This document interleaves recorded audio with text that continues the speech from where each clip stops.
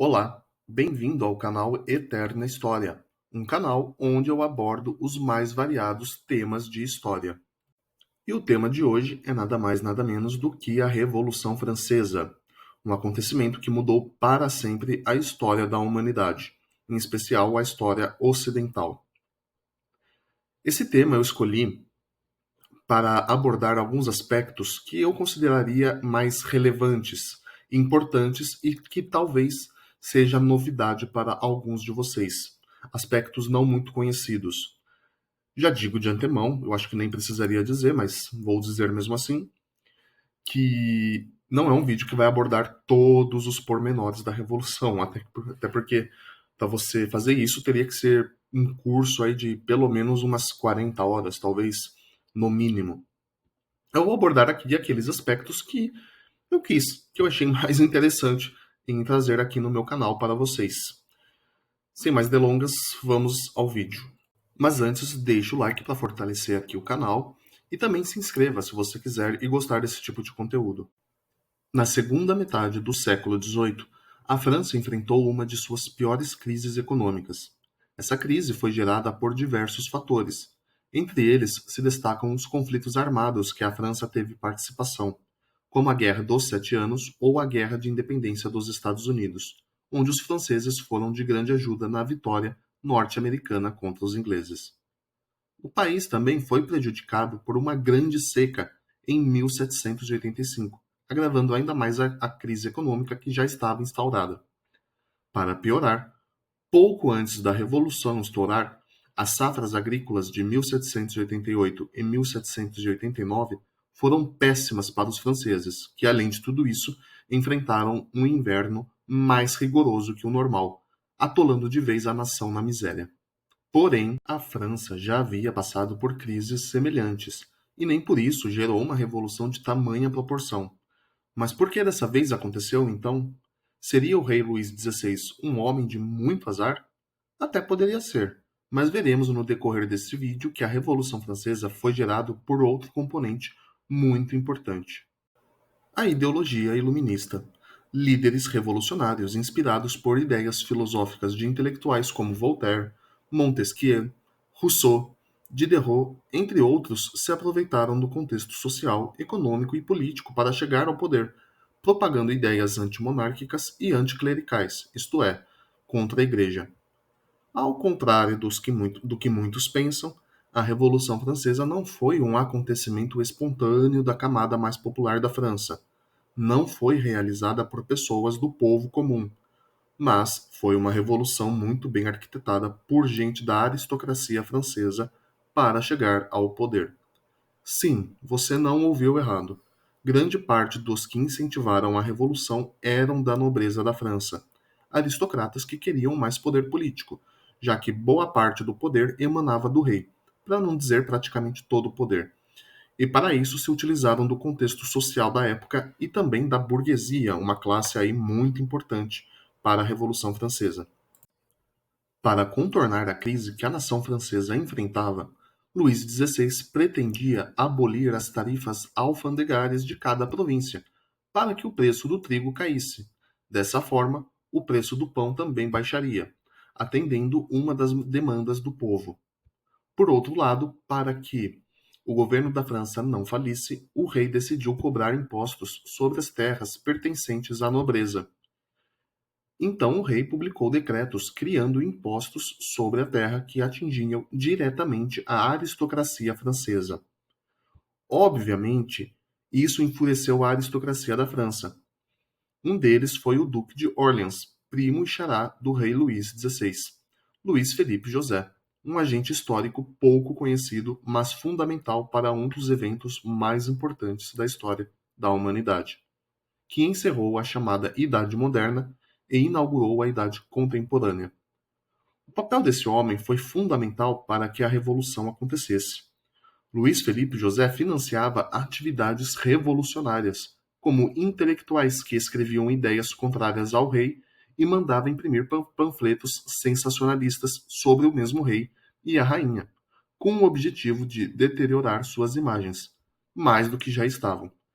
além de alardear que uma grande fome ainda pior estava prestes a dominar a nação, com o intuito de deixar a população em pânico e contra o rei. Uma estratégia tão antiga quanto eficaz, usada até mesmo nos dias atuais, por outros meios, é claro. Além disso, o Duque de Orleans teve um papel importante ao pressionar o rei Luís XVI para que convocasse a Assembleia dos Estados Gerais. E tocando nesse assunto, o que eram os Estados Gerais? Bom, no antigo regime, a sociedade francesa era dividida em três estados distintos: o clero, que era o primeiro estado, a nobreza, o segundo estado, e a burguesia, junto com o restante do povo, que formavam o terceiro estado. O rei só convocava os Estados Gerais em uma ocasião excepcional e de emergência, para, através de debates e propostas proferidas por cada membro de cada Estado, encontrassem uma solução para a grave crise pelo qual a nação estivesse passando, que era o caso naquele ano de 1789. Em teoria, os objetivos eram aconselhar o rei para que tomasse as medidas corretas e que os representantes de cada estado buscassem soluções que atendessem os interesses de suas classes, ao mesmo tempo que conciliasse com os interesses das outras, beneficiando assim o país, no caso a França, como um todo. Porém, a reunião dos Estados Gerais de 1789 não estava surtindo os frutos esperados, tanto que a reunião se prolongou por dezenas de dias sem qualquer solução para a crise. E foi por causa dessa demora que o terceiro estado, então, decidiu se juntar com alguns deputados dos outros dois estados e formaram a Assembleia Nacional Constituinte, uma espécie de assembleia paralela aos Estados Gerais. E entre os grandes líderes dessa nova assembleia estava nada mais e nada menos do que o nobre Duque de Orleans, o Luís Felipe José. Vamos agora, então, ao que é considerado o estopim da Revolução Francesa, que é a queda da Bastilha, em 14 de julho de 1789. A Bastilha, originalmente uma prisão, acabou se tornando também, com o tempo, um depósito de armas, pois quase já não era mais utilizada como uma prisão há mais ou menos 100 anos, se partimos do ponto de 1789. Tanto é que, quando os revoltosos a invadiram, encontraram apenas 7 prisioneiros, e nenhum deles era prisioneiros político, eram prisioneiros comum. Mas muita arma e munição foi encontrada, que era o objetivo dos revolucionários ao tomarem a Bastilha: pegar armas e munições.